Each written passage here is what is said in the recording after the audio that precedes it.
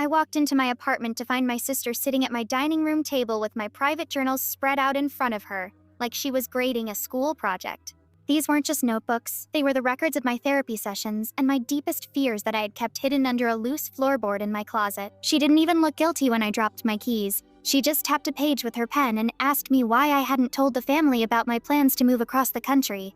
The betrayal was so sudden and so complete that I couldn't even find the words to tell her to get out of my home. Maya has always had a problem with boundaries, but this was a level of intrusion that felt like a physical assault. She had literally hunted through my bedroom, found a hidden spot, and spent her afternoon reading through years of my private thoughts. "I saw you looking at jobs in Seattle," she said, her voice dripping with that faux concern she uses when she wants to control a situation. "Mom is going to be devastated that you were planning to abandon her like this." I walked over and snatched the journal out of her hands, my chest heaving as I tried to process the fact that my own sister had violated the one safe space I had left. "How did you even get in here?" I asked, my voice coming out as a strangled rasp. She shrugged and held up a spare key she must have swiped from my bag months ago. "I'm your sister, I should be able to check on you when you aren't answering your texts," she said, as if that justified breaking into my home and reading my therapy notes. She stood up and tried to hug me, but I stepped back, the revulsion I felt making my skin crawl. "You need to leave right now," I told her, pointing toward the door.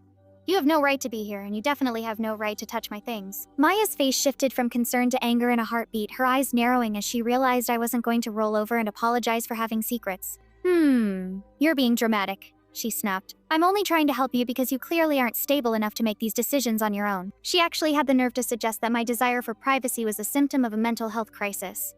I watched her grab her purse and head for the door, but she stopped at the threshold to deliver one final blow. "I already told Mom about the Seattle thing, by the way, so don't bother trying to lie to her about it."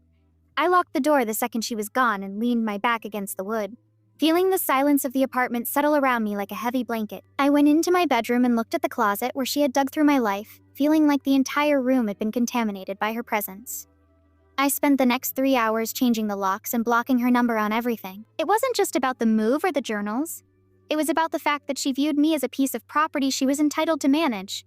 I knew the fallout with the rest of the family would be massive, but I didn't care anymore. That night, my phone lit up with dozens of angry messages from my mother and my other siblings, all of them echoing Maya's twisted version of the story.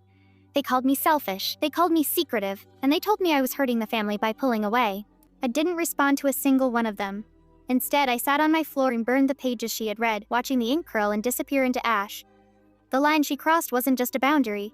It was the end of the version of me that allowed them to dictate my life. I haven't spoken to her in 6 months, and while the silence is loud, it is finally mine.